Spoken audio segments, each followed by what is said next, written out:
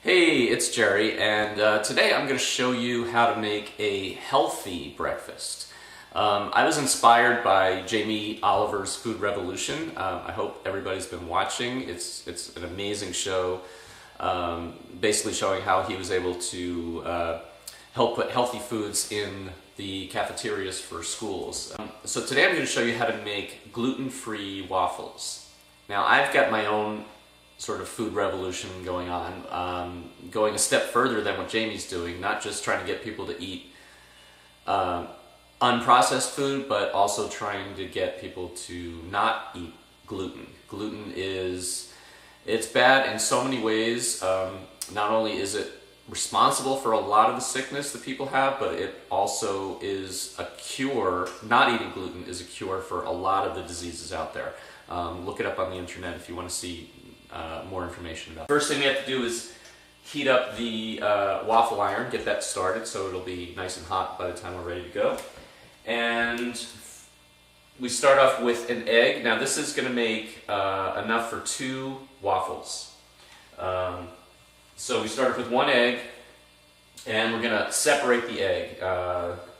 Separate the whites and the yolks. So we're just going to crack this egg, and so we just pass that yolk back and forth until we get it separated. And then we're just going to just mix up that egg yolk a little bit, just beat it just slightly, just to break it up.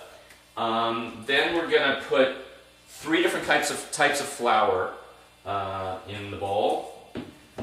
Now this is something that I've come up with, and I've done a lot of experimenting to try to find the best combination of different non-wheat flours that taste the best.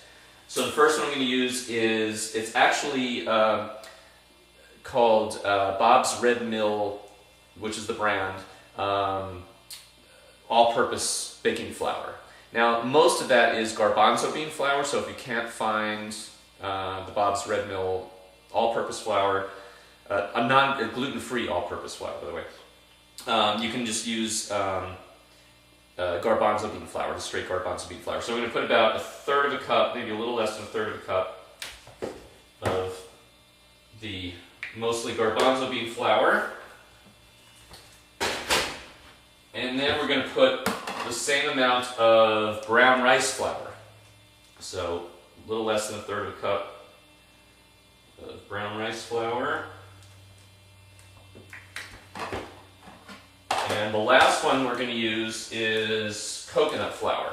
Now the coconut flour will just give it a little bit of flavor, though we don't want to use too much because it gets very thick when you use the coconut flour. So we're going to use about, let's see, a little more than, let's say a couple of tablespoons of coconut flour, maybe like a 1.5 tablespoons of coconut flour.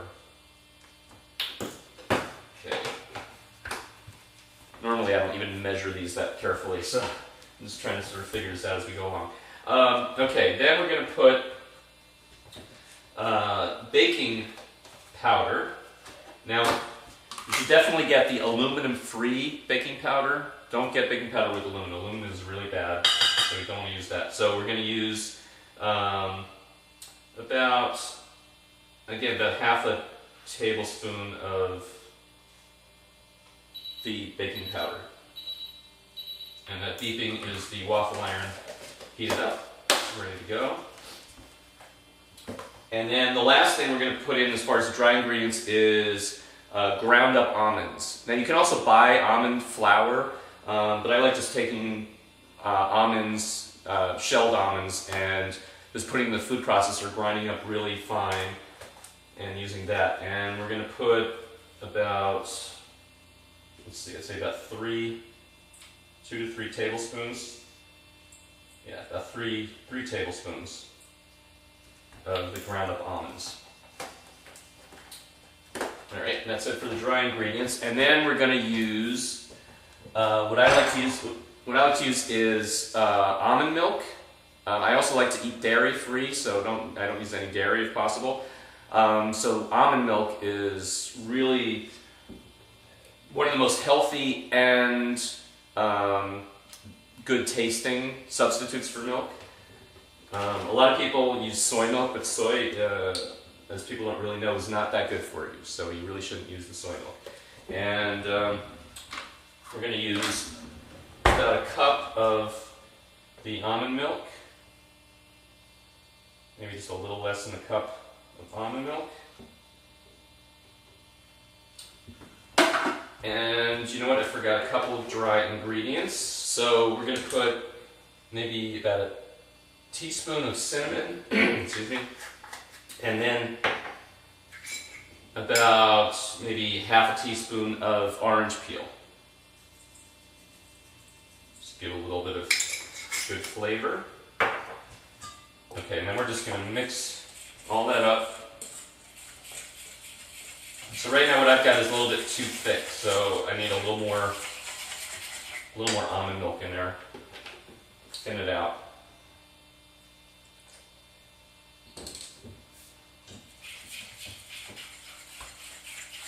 The thing about using the coconut flour is it tends to thicken a little bit when it sets. So you should go a little bit thinner than you ultimately want it to, because then once it sets for a minute, it's going to thicken up a little bit. So I'm just going to put just a little bit more.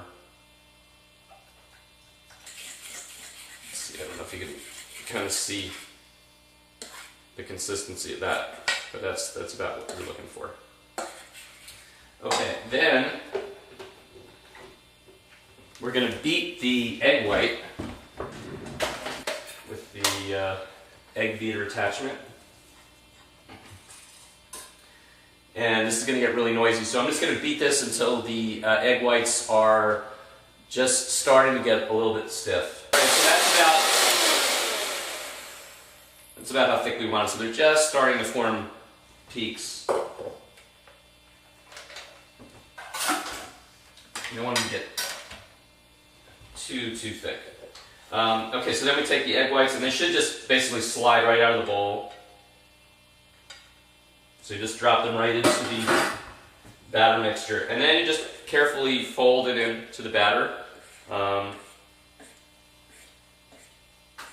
Just want to kind of fold them in until it's all mixed in. And that basically just makes it a little bit lighter, a little fluffier, kind of like putting air into the batter. Okay, so that batter is now ready to go. So what I like to do, especially with the gluten-free waffles, because they tend to stick a little more to the waffle iron than regular waffles. So even though this is a non-stick surface in general, I just like to spray a little bit of oil on it. So this is coconut spray oil.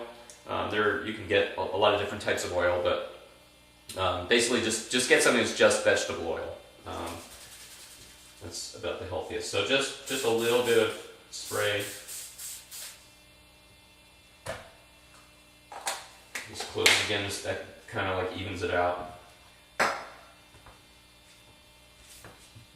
And let me get the ladle. So the amount that you put in really depends on your waffle iron. They're all a little bit different. This one takes just about a ladle full with the ladle I happen to have, so every ladle is going to be a little different.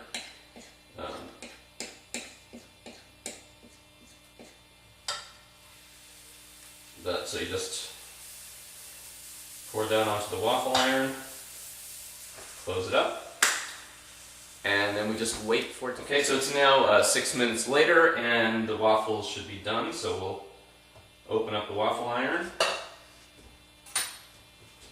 and just peel the waffle off of there. There we go. Delicious gluten-free waffle. I like to put some fruit on it, sliced up, put them on top, and some maple syrup, and you've got a delicious, healthy breakfast. So everybody, please remember, go to jamieoliver.com and click on the top of the page and sign the petition, please. Appreciate it. I'll put the link in the description area, and thanks for watching.